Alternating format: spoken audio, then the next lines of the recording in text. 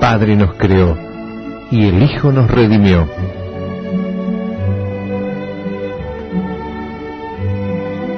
Conocer y amar a Dios exige el esfuerzo de la inteligencia y la rectitud del corazón. Teología para Todos, un curso de religión multimedia. En el nombre del Padre, y del Hijo, y del Espíritu Santo. Amén. Bienvenidos, queridos amigos, a nuestro curso multimedia, Teología para Todos. Y si alguno se pregunta, bueno, ¿por qué multimedia, no? Porque este curso se imparte también por internet desde unos cuantos años y tiene sus programas de radio, y ahora hemos desembarcado en la televisión. Si alguno quiere ver toda esta información en internet, puede entrar en www.oracionesydevociones.info, y allí está el curso Teología para Todos, que no es lo único que tiene este sitio que construí ya hace algunos años. Bienvenido, Julián, gracias por tu presencia nuevamente aquí con nosotros. Ya estás hecho un experto en televisión, después de haber estado en todos estos programas detrás de cámara, hoy aquí presente en la cámara. Gracias por tu ayuda. No, al contrario, para mí es un gusto nuevamente, Padre.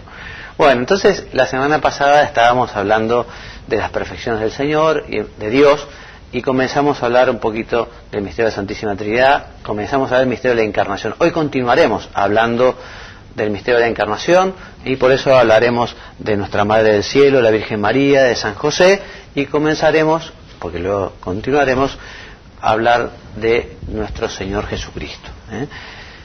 La verdad que es muy grato poder hablar de nuestra Madre hoy, y vale la pena recordar que la Santísima Virgen es la más santa de todas las criaturas, la llena de gracia y de virtudes, que fue concebida sin pecado original, que es Madre de Dios y también Madre nuestra, y que está en el cielo en cuerpo y alma. La verdad que tenemos que estar muy agradecidos y muy orgullosos de ser hijos de la Virgen María. La Virgen es la criatura más excelsa salidos de la mano de Dios. Es la obra de arte y el capolaboro de Dios, es la Virgen Santísima, que la llenó de gracia y de virtudes, porque efectivamente iba a ser, como lo fue y como lo es, la Madre de Dios, la Madre de nuestro Señor Jesús. Ya en el siglo II se decía: María, por encima de ti, solo Dios; por debajo de ti, todo lo que no sea Dios. De hecho, en el estudio sobre la Virgen, en la Mariología, hay una frase latina que dice: de María numquam satis. O sea que siempre será poco todo lo que digamos de la Virgen nuestra Madre. Bueno, la Virgen es Madre de Dios, lo decíamos en el programa anterior, porque de ella nació Jesucristo, que es verdadero Dios y verdadero hombre. Julián, continúa leyendo por favor la diapositiva.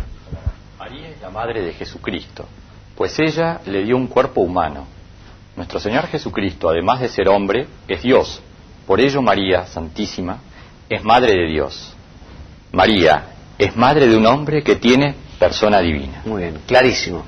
En ese sentido, Julián, sigue leyendo. Jesús fue concebido no por obra de varón, sino milagrosamente por virtud del Espíritu Santo.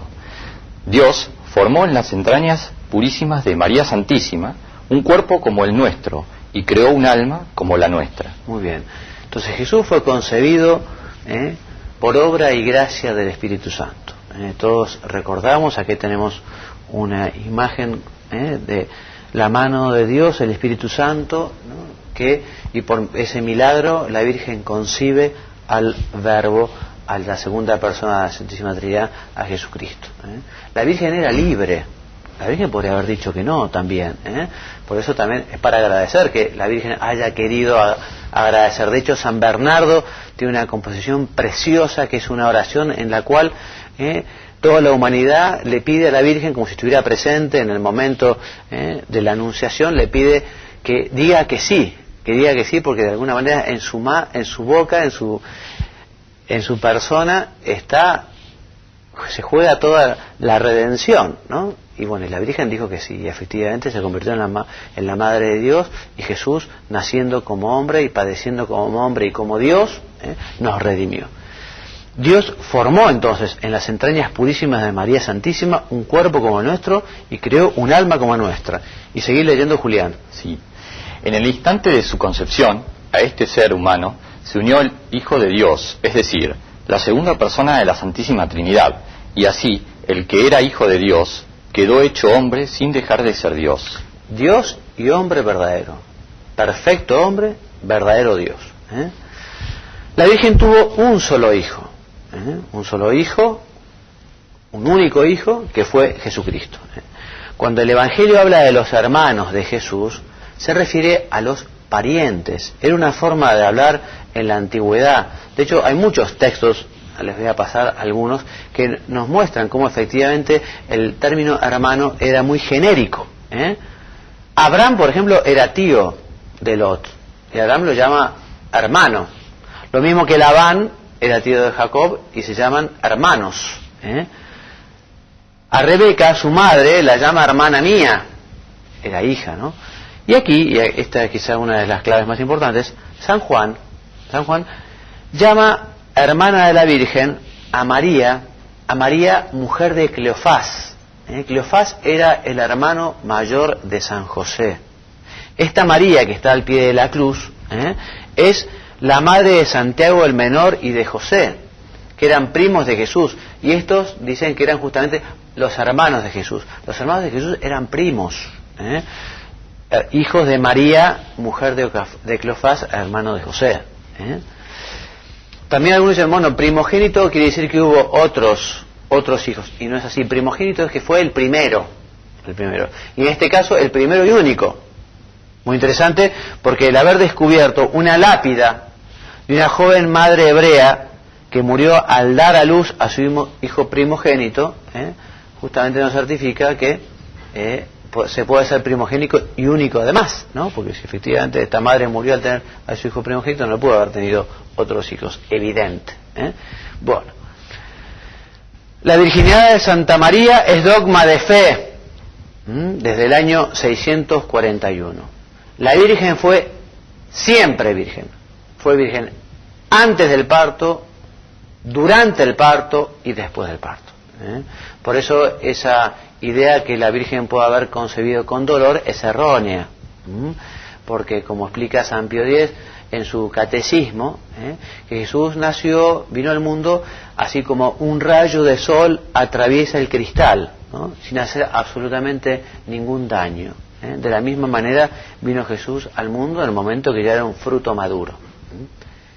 Bien, la Santísima Virgen es también Madre nuestra, y esto es un regalo extraordinario que nos ha dejado nuestro Señor Jesús, del que tenemos que estar muy agradecidos. Esperó hasta este momento, el momento de la cruz, el momento donde el dolor de la Virgen era enorme. Es impresionante cómo el amor está tan unido al dolor, y quien ha sufrido con alguien tiene una capacidad de amar inmensa, ¿no? Y Dios esperó este momento, el más importante de su vida, para pedirle a ella a ver si aceptaba un nuevo compromiso, el de ser madre de todos los hombres, ¿no? Tenemos que estar muy agradecidos a la Virgen por haber aceptado esta responsabilidad, y agradecerle también por cómo vive ella su maternidad para con nosotros, con qué cariño, con qué delicadeza, con cuánto amor. María es nuestra madre, pues es madre de Jesucristo, que también es cabeza del cuerpo místico de la Iglesia. La Virgen es la Inmaculada Concepción. La Inmaculada Concepción quiere decir que ella, cuando fue engendrada de su madre, la tradición dice que fue Santa Ana, ella fue concebida sin pecado original. Todos nosotros heredamos este primer pecado de nuestros padres Adán y Eva. Como la Virgen, por los méritos de Jesucristo, porque iba a ser la Madre de Dios, fue concebida sin mancha. Ha permanecido pura de todo pecado personal a lo largo de toda su vida. Y también es bueno recordar que la Virgen es la llena de gracia, aunque ella fue creciendo en gracia. La Virgen, conforme fue madurando, fue creciendo en gracia. Siempre fue llena. Un ejemplo, uno puede tener lleno un vaso, una jarra, puede tener lleno un tambor de 200 litros o un camión cisterna. Están todos llenos, pero evidentemente la capacidad es distinta, ¿no? Una cosa son 1 litro, 200 litros o 10.000 litros, ¿no? La Virgen fue creciendo en gracia de Dios y siempre estuvo la plenitud de la gracia de Dios, y eso se debe gracias a su mérito, Eso se debe gracias a su amor. Qué importante que nosotros fomentemos en nuestra vida las devociones marianas, que son una forma de manifestar el amor. El amor hay que manifestarlo con obras, porque un marido que dice que quiere mucho a su mujer, pero no le dice que la quiere, no tiene detalles de delicadeza, de servicio, un novio que a su novia no la llama por teléfono, no la visita, no le compró un chocolate, no la lleva al cine, en fin, el amor hay que manifestarlo externamente, ¿no? Y nosotros tenemos que manifestar externamente nuestra devoción a la Virgen también, y estas devociones son manifestaciones concretas y prácticas de amor a la Virgen. No es obligatorio vivirlas todas, pero tenemos que vivir algunas. El rezo del rosario, el uso del escapulario, el rezo de la salve, del acordaos, y tantas devociones que la Iglesia a lo largo de los siglos ha sabido crear, ¿no? Y que vale la pena que nosotros tengamos algunas. Por eso en nuestras casas tenemos sus imágenes, ¿no? Para recordarla y para agradecerle, etcétera, etcétera. Bien. María Santísima tiene muchos títulos y prerrogativas. La Virgen, aquí, la Virgen del Carmen, y hay muchas advocaciones, y además se ha aparecido en distintos lugares, por eso hablamos de la Virgen de Luján, o de Guadalupe, o de Fátima. Pero la Virgen es una sola, es la Madre de Dios. La Virgen subió a los cielos, en cuerpo y alma. Autores disputan, y la Iglesia no se ha pronunciado sobre si la Virgen murió o si se durmió. Por eso dice el dogma que, bueno, habiendo finalizado su etapa, digamos, en la tierra, subió a los cielos en cuerpo y alma, ¿no? Y esta asunción de María tiene dos significados. ¿Me puedes leer, por favor, Julián? ¿Cómo no? Supone que su cuerpo santísimo no sufrió la corrupción del sepulcro, y significa la glorificación del mismo cuerpo, la cual a su vez supone la resurrección anticipada. Muy bien, entonces la Virgen no sufrió corrupción alguna, ¿no? Y además ella ahora está en el cielo en cuerpo y alma, igual que Jesús, ambos en cuerpo y alma. San José. San José es el esposo verdadero de la Virgen María y por lo tanto padre legal de Jesucristo y encargado de educarlo y sustentarlo. Realmente vale la pena tenerle un gran cariño, un gran amor a San José.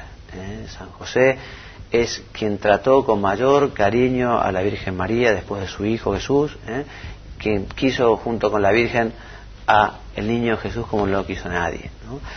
Y tenemos muy pocas noticias suyas en la Escritura, pero bien podemos imaginarnos, ya que tenemos todos imaginación, podemos imaginarnos perfectamente cómo se portaría San José con el niño Dios, qué amor tendría San José por su esposa la Virgen María. Vivió con la Santísima Virgen en perfecta castidad, porque recordamos la Virgen concibió por obra y gracia del Espíritu Santo, pero tenía un amor inmenso por su esposa la Virgen. Como eran verdaderos esposos, también es padre de Jesucristo, aunque no según la carne, sino según la ley. Según la ley. Según algunos autores, hay algún estudio por allí, dicen que San José habría sido el sucesor del rey David, porque bueno, Herodes era idumeo y él había usurpado ese reinado. Por eso también esa inquietud cuando dicen que nació el rey de los judíos, ¿no? Bueno, según dicen algunos, alguna teoría, ¿no? Que San José habría sido el descendiente de David y que Jesucristo, por ser justamente hijo legal de San José, habría sido también el rey del pueblo de Israel, ¿no? Y que aquello que hizo, mandó a hacer Pilato, el rey de los judíos, era realmente verdadero, ¿no? Pero en fin, eso es una teoría que uno pueda creerlo o no creerlo, ¿no? San José fue carpintero de Nazaret, fue modelo de trabajador, por eso la Iglesia lo ha nombrado patrono de todos los obreros. Encomendarse a él, ¿no? Para pedirle justamente el poder hacer muy bien nuestro trabajo, poder santificar el trabajo, que ese trabajo efectivamente nos lleve al cielo y que sea un medio para el crecimiento personal y familiar, y no un obstáculo. Consagrarle a San José el trabajo es algo muy oportuno. Murió entre Jesús y María, por eso también es el patrono de la buena muerte. Aquí tenemos el cuadro, junto a Jesús, junto a la Virgen. A él le pedimos justamente una buena muerte para que nos lleve, junto con su esposa la Virgen, hacia Jesús. cuando fundes un hogar, escoge por patrono a San José, que también supo lo que significa mantener un hogar. Un consejo muy oportuno. Bueno, vamos a comenzar a hablar ahora un poquito de la vida de nuestro Señor. Nuestro Señor Jesús vivió más de 33 años. Algunos dicen que 39, en fin, no se sabe bien cuándo es el inicio del calendario. Para algunos el calendario en realidad no empieza en el año 0, sino que debería empezado 6 años antes, y que Jesucristo vivió 39 y no 33 años. En fin, eso no se sabe, digamos, autores disputan, pero vivió más de 30 años en la tierra. La historia de Jesús además no empieza con su nacimiento, porque muchos siglos antes de que naciera ya hablaron los profetas de él. Por ejemplo, Miqueas, 730 años antes de nacer, dice dónde nacerá. Por eso cuando vienen los magos y le preguntan a Herodes, los sabios estudian y ya hablaban de Belén. Tú nacerás la más pequeña, porque de ti nacerá el Mesías, ¿no? Ya estaba profetizado por Miqueas. Isaías, 734 años antes de nacer, dice que nacerá de una virgen. Y además describe cómo va a ser la pasión. Quienes han visto la película de Mel Gibson, habrán visto en el inicio justamente cómo titula en negro Isaías y pone los artículos en los que se habla justamente de la pasión de nuestro Señor, en las profecías de Isaías. Y Zacarías, 500 años antes de nacer, dice que será vendido por 30 monedas. 800 años antes que sucediera, Isaías profetizó que sería tratado como un malhechor, azotado y condenado a muerte. Y los salmos predicen que también iban a sortear su túnica. No solo el Antiguo Testamento y los profetas nos hablan de Jesús, también historiadores paganos, historiadores de la época de Jesús, nos hablan de él. Por ejemplo, si me lees Julián, Flavio Josefo escribe en el año 93 del siglo I: por aquel tiempo apareció Jesús, hombre excepcional, tanto entre los judíos como entre los griegos, tenía muchos discípulos que le seguían. Muy bien, también Plinio el Joven, Cayo Suetonio y Cornelio Tácito, historiadores, ¿no?, nos hablan de la existencia de Jesús. El Talmud, que es un libro judío que no habla bien de Jesús, pero al hablar está reconociendo su historicidad. Obviamente nos hablan de Jesús los santos evangelios. Evangelio significa buena noticia, feliz mensaje, un anuncio que nos hace feliz. Estos evangelios fueron escritos entre el 40 y el 100 por testigos oculares o quienes estuvieron en contacto con ellos. Antes de ser escrito fue predicado, antes de ser leído fue oído, antes de ser libro fue palabra. Porque efectivamente los evangelios lo que hacen es tomar la predicación de distintos autores, ¿no? De hecho, San Marcos conoció a Jesús y transcribe toda la predicación de Pedro. Porque Jesús no escribió ningún libro, Jesús no escribió ninguna carta, Jesús no dejó ningún testamento. Jesús lo que hizo fue formar a algunas personas, estos apóstoles, los formó y luego los envió. Y estos apóstoles empezaron a predicar, empezaron a enseñar, ¿no? Bueno, y San Marcos entonces justamente lo que hace es poner por escrito la predicación de San Pedro. San Mateo es uno de los apóstoles, ¿se acuerdan? El que estaba sentado en el telonio, era recaudador. Un día el Señor pasó por allí y lo llamó y pasó a ser apóstol del Señor. Bueno, San Mateo, que escribe en arameo, escribe a cristianos provenientes del judaísmo. Por eso San Mateo se detiene especialmente a decir que Jesús es el Mesías, el Emanuel, el esperado, el deseado, aquel que nos hablan los profetas, aquel que había prometido Dios. San Mateo se dirige especialmente a ellos. San Lucas, en cambio, no es uno de los 12 apóstoles. San Lucas entrevistó a los testigos presenciales, él mismo lo dice, que habiendo tenido mucho cuidado y habiéndose informado oportunamente, él fue, San Lucas, compañero de San Pablo, y escribió para la gentilidad. Gentiles son aquellos que no son del pueblo elegido, aquellos que no son judíos, y por eso San Lucas se detiene especialmente en decir que Jesucristo es Dios. Jesucristo es verdadero Dios. Y San Juan, el apóstol de Jesús, el apóstol amado, es el que escribe al final de los otros tres, es el último de todos. De hecho, estos tres se los llama sinópticos y pueden formar una unidad. San Juan es el más teológico de los tres y de alguna manera viene a completar los otros tres evangelios. Los hechos que narran eran conocidos de todos, ¿no? Eso es una señal de la veracidad de los evangelios, porque los que leían esos evangelios, muchos de ellos conocieron aquella realidad que se escribe, y no hay ningún tipo de noticia de quejas, digamos, de que aquello que se decía, que se había escrito, no era verdadero. No pudieron desfigurar en nada la realidad, porque aquellos conocían la realidad, la conocían perfectamente. En este caso hubieran sido desmentidos y no hay huella alguna de rectificaciones. Si los evangelistas hubieran dicho lo que no es verdad, hubieran sido rechazados. Creo que esta es la última diapositiva. Sí. Vamos a continuar hablando de la historicidad de los evangelios. Realmente los evangelios son los documentos que tienen un respaldo en materia, digamos, de documentación arqueológica, como no lo tiene nadie, porque los evangelios tenemos papiros y tenemos manuscritos que recogen abundantemente lo dicho, lo escrito por los evangelistas. De hecho, vamos a ver en el próximo programa que de autores contemporáneos a Jesús, por ejemplo de Virgilio, creo que es uno, hay solo un códice uncial, ¿no? En cambio de los evangelios hay centenares, ¿no? Veremos también cómo de muchos de los personajes importantes tenemos escritos pero muy posteriores a ellos. Por ejemplo, de Platón, lo que sabemos fueron por escritos 1500 años posteriores a él.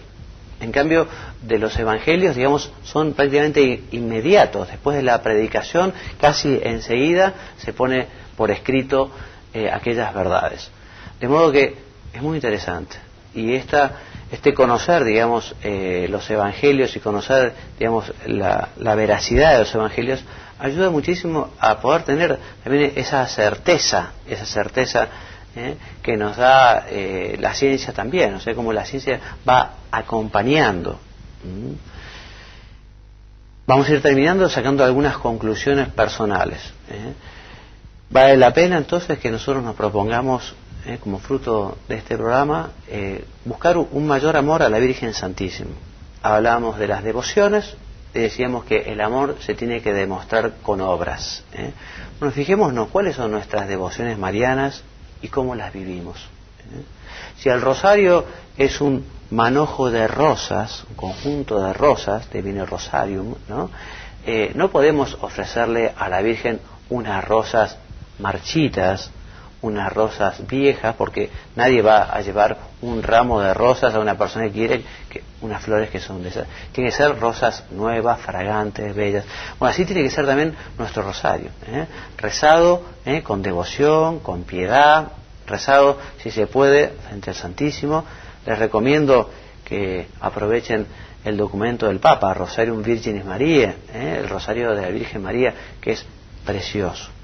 Devociones marianas hay muchas, elegí algunas y vivílas con mucha piedad, con mucho amor. Lleva el Santo Escapulario de la Virgen, tenla muy presente. Hay una diapositiva que no comentábamos que decíamos especialmente en las tentaciones. La Virgen es refugio de los pecadores, y nos entiende y nos quiere más que cualquiera. A ella tenemos que buscar en el momento de la tentación, en el momento de la dificultad, en el momento del dolor. Otra consecuencia práctica: acordémonos de San José, tengamos mucha devoción. También, no lo hemos dicho, San José es el maestro de la oración. Uno tiene esa dificultad y dice, bueno, no sé cómo rezar, no sé cómo dirigirme a Dios. Pedile a San José. San José te va a enseñar, porque nadie como él trató a la Virgen María, nadie como él trató a Dios, a Jesús, al niño Dios, ¿no? Y por último, la última consideración práctica: leamos los evangelios con devoción. Conviene leer toda la Biblia, pero a la hora de comenzar, comencemos por el Nuevo Testamento, comencemos por los evangelios, porque a través de la lectura del evangelio iremos conociendo más a Jesucristo. Y además que sea una lectura meditada, en la cual nosotros nos metemos allí y tratamos de ser como un personaje. ¿Cómo hubiera reaccionado yo si hubiese estado en ese momento? Si yo hubiera estado ahí, ¿hubiera estado vivando al Señor el día que entró en Jerusalén o hubiera estado gritando crucifícale, crucifícale? ¿No? Metámonos en las páginas de los evangelios y hagámoslo con devoción. Bueno, y así terminamos. Los invito entonces a que vengan a nuestro próximo programa.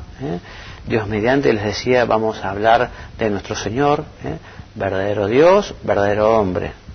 Por lo tanto, si tiene dos naturalezas, divina y humana, también tendrá dos entendimientos, dos voluntades, en la persona del Verbo, la unión hipostática. Esto será el tema del próximo programa. Te invito que tengas una buena semana y aprovecha para pensar un poquito estas cosas, porque son de las más importantes, o quizá la más importante que tenemos que entender y que tenemos que vivir. Me despido enviándoles la bendición, que Dios los bendiga y los haga muy santos. Amén. Hasta la semana que viene, si Dios quiere. Gracias, Julián, por tu presencia. Hasta luego.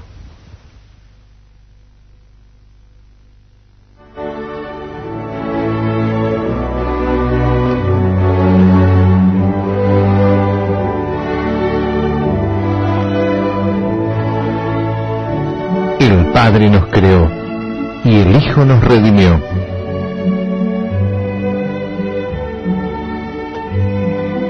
Conocer y amar a Dios exige el esfuerzo de la inteligencia y la rectitud del corazón. Teología para todos. Un curso de religión multimedia.